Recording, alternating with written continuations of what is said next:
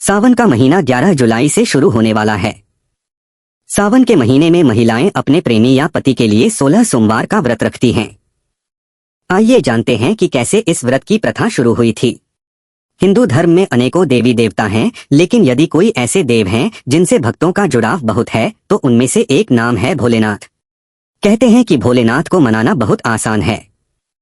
यदि कोई भक्त दिल से इन्हें एक क्षण के लिए भी याद कर लें तो भगवान मनुष्य के सभी पाप भुलाकर उसकी मदद करते हैं और मनोकामना पूरी कर देते हैं। इस धर्म की सबसे बड़ी खूबसूरती यही है कि यहाँ सभी देवी देवताओं के लिए विशेष तिथि हैं जिनमें उनकी उपासना की जाती है।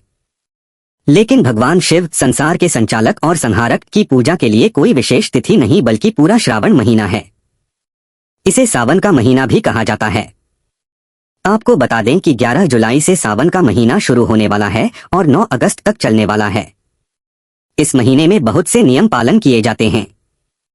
कांवड़ यात्रा इसी महीने में निकाली जाती है और 16 सोमवार जैसे पवित्र व्रत का पालन भी इसी महीने से शुरू होता है। क्या आपने कभी गौर किया है कि जब भी बात विवाह की आती है तो लोग भगवान शिव और मां पार्वती की उपासना करते हैं?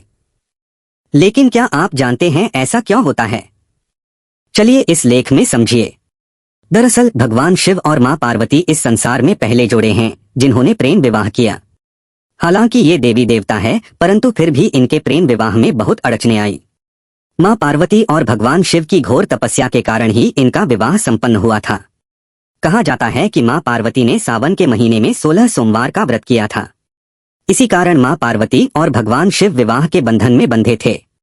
मान्यताओं के अनुसार सावन के महीने में कुछ उपायों को अपनाने से विवाह से संबंधित समस्याएं हल हो जाती हैं। ऐसे करें पूजा। यदि आप विवाह संबंधित समस्याओं का सामना कर रहे हैं, खासकर महिलाएं, तो ग्रंथों के अनुसार आपको 16 सोमवार का व्रत करना चाहिए। कहते हैं कि सावन के सोमवार वर्ष के अन्य सोमवार से अधिक महत्वपूर्ण होते हैं। इस साल पहला सोमवार 14 जुलाई को पड़ रहा है और कुल 4 सोमवार पड़ रहे हैं। सावन के सोमवार के दिन आपको सर्वप्रथम उठकर सूर्योदय से पूर्व स्नान करना चाहिए।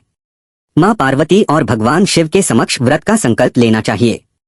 शिवलिंग का पूजन कर प्रयास करें कि 16 सोमवार व्रत की कथा पढ़े। अगले दिन व्रत का पारण करें।